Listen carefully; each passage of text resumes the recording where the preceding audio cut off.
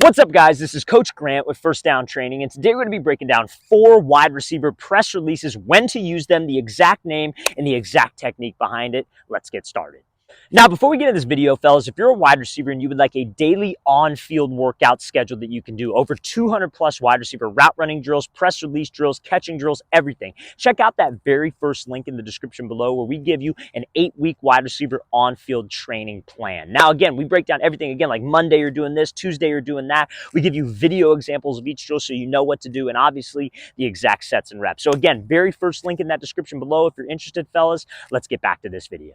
All right, guys, so I'm pretty much going to be breaking down the name of the exact press release that we're going to be going over, the technique behind it, and then obviously when to use it throughout the course of this video. And all of these releases that we're going to talk about today will build off of each other, fellas, because one of the great things that wide receivers do, at least the top route runners, like you got Devontae Adams, Justin Jefferson, Keenan Allen, all their releases look somewhat similar, and they pair them together. So that's what we're going to be doing today. So the first release today is going to be called a slide crossover release. So the orange cone is going to represent where the receiver is, blue cone is going to represent where the DB is to simulate when to use this, okay? So you're going to come off here. Let's say the quarterback's on the left side. DB is where the blue cone is. That means that he's inside leverage. So a slide release is where you're going to be taking off the ball. You want to use some kind of step to give you some quickness and some burst into your slide. So I personally like teaching 2 things. First one is the kick step, where you take your back foot and you kick behind to kind of load your hips to shoot you off the ball. Or this is one that I've liked to use recently. It's called a prep step. It's essentially a jab, but like a jab with the front foot, but it's almost in place. So you just pick this foot up and put it down and you push into the slide.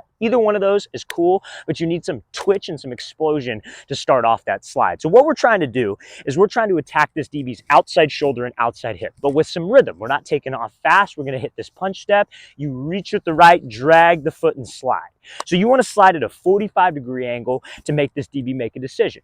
And the decision that he makes is going to build into our next release that I'm going to be discussing, which is a slide and go release. But I'll get to that in a second. So we slide to the outside. Now, we're hoping that if you have to run like a slant route or a 5-yard in, and it's a later developing one, like an RPO or maybe a backside 5-yard in, that when you slide, he jumps to the outside, left, right, we slip back underneath and run a slant. Now, I know what you guys are thinking. Well, coach, what if he doesn't jump? And we're going to get into that into the next release that we're going to discuss, but don't worry about that. Let's just pretend right now that he jumped to the outside, hit him with a crossover, and we ran a slant. We will build into the different situations in a second, but this slide crossover release is something you want to use when you have to run a slant, inside shade press DB. I'm going to show you how this is going to look full speed. All right, so like we talked about with that last release, great receivers know how to pair their releases together. So that's what this next release is going to be. So remember how we said we do that slide and we're trying to make the DB make a decision. This is the decision that we're trying to have him make. So this is going to be called a slide and go release. You see every single, honestly, top route runner in the league use this release. Justin Jefferson, Devontae Adams, Keenan Allen. All these guys, what they will do is they will do this same kind of like hezzy slide to the outside and then just take off and go run a vertical route like a fade. Maybe they turn into a comeback, an out route, even sometimes a dig. I've seen Devontae Adams do that as well. And this makes it look like that slide crossover release that we have maybe gotten this guy on once before. So again, what do I mean by that? So let's say we've got this DB before. Maybe we're even working and we're not even getting the ball, let's say. So you could use this release both ways. I like starting honestly with the slide and go before we use the slide crossover just to get him to feel for it. But let's say, for example, we're backside. It's a run play. Your job is to run a fade. You got this press coverage DB inside shade. So you come off the ball, you hit him with this slide, and then you take off and go. And he feels your speed. You get out of there fast, right? So the next time you come back to the line and say you got to run a slant, same DB. He's felt that before. Maybe he's even seen it on film. We come off the ball, we slide. He's seen this before. He overcommits. Bam, I put the crossover on, and then I go. And you could use this thing vice versa. Let's say I hit him with a slide.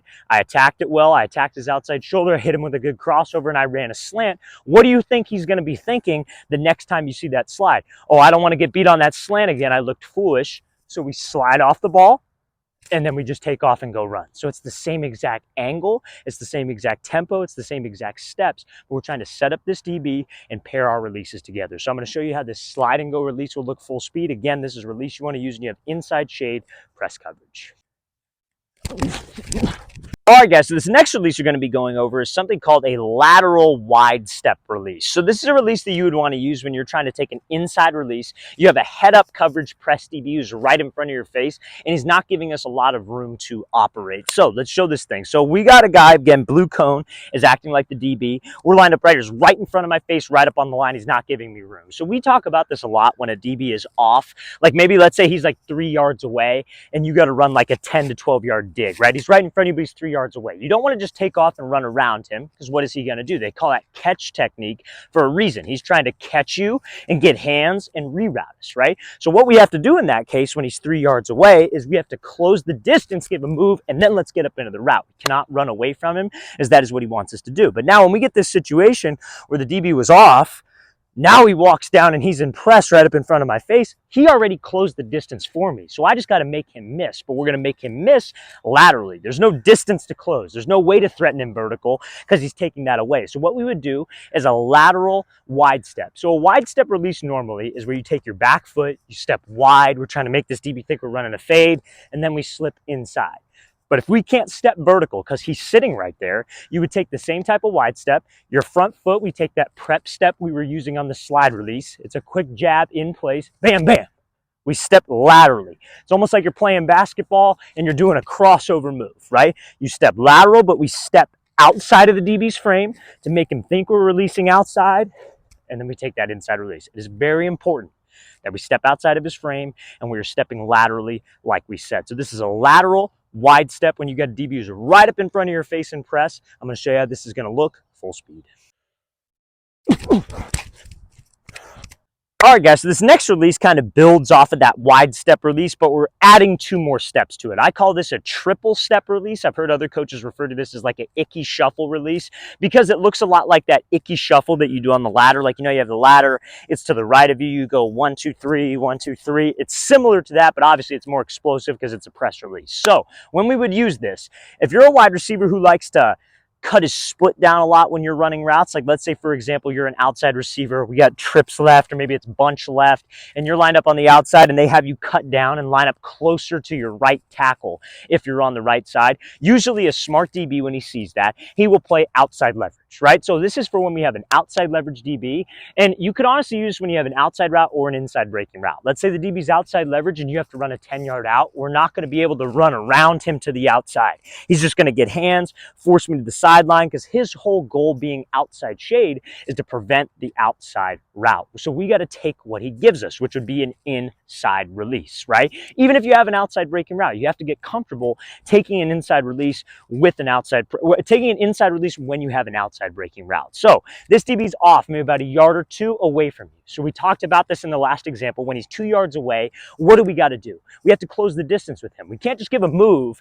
Even if he jumps, you still got to get up vertical, especially if your break point is at like 10 yards. So if you get him to move, but you got to still get the 10 yards, he could just cut you off to the landing point or the like break point, if you will, and reroute you, get hands on you, and disrupt timing with your quarterback. So we got to take that line of scrimmage to him. Let's close the distance. Let's step on his freaking toes, and let's try to get him to move. Let's get him to protect that leverage, right? So that's what we're trying to do here. So we're lined up here.